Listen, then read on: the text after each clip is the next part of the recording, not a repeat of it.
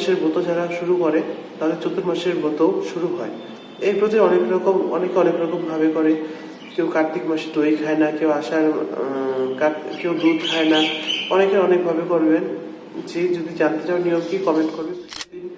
বেশি থেকে বেশি তুলসী অর্পণ করবেন, আর চেষ্টা করবেন ওই দিন গোপালের সামনে একটা ঘিয়ের প্রদীপ ধরানোর। যেহেতু শ্রী হরি শয়ন একাদশী থেকে শ্রী হরি 4 মাসের জন্য শয়ন করে, তখন সব ভার দায়িত্ব মানা হয়। কিন্তু 25শে জুলাই শনিবার শ্রী শয়ন একাদশী ব্রত।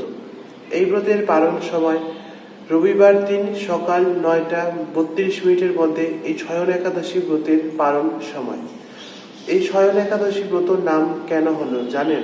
এই একাদশীর নাম হলো কারণ এটা লোকের মানা হয়, কিন্তু এটা সত্যি। এই যে জুলাই মাস থেকে 25শে জুলাই যে একাদশী আছে, এরপরের থেকে মানে 25শে জুলাই থেকে শ্রী হরি 4 মাসের জন্য শয়ন করে, তখন সব ভার দায়িত্বভার সামলায় সব ভোলে বাবা। এই জন্য একে শয়ন একাদশী বলা হয়। এই জন্য সেদিন আপনারা কি করবেন, থেকে বেশি হরিনাম করবেন।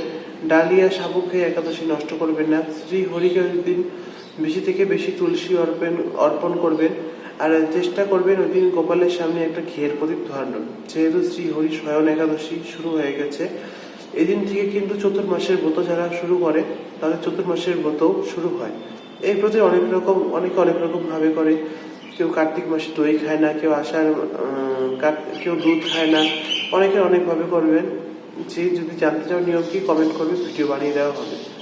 25শে জুলাই, তারপরে আছে গুরু পূর্ণিমা, তারপরে আছে গুরু পূর্ণিমা মহোৎসব। গুরু পূর্ণিমা মহোৎসব এবার পড়েছে 29শে জুলাই বুধবার। 29শে জুলাই বুধবার গুরু পূর্ণিমা মহোৎসব আছে। সবাইকে একাদশী এবং গুরু পূর্ণিমা মহোৎসবের অনেক অনেক শুভেচ্ছা, অভিনন্দন। রাধে রাধে।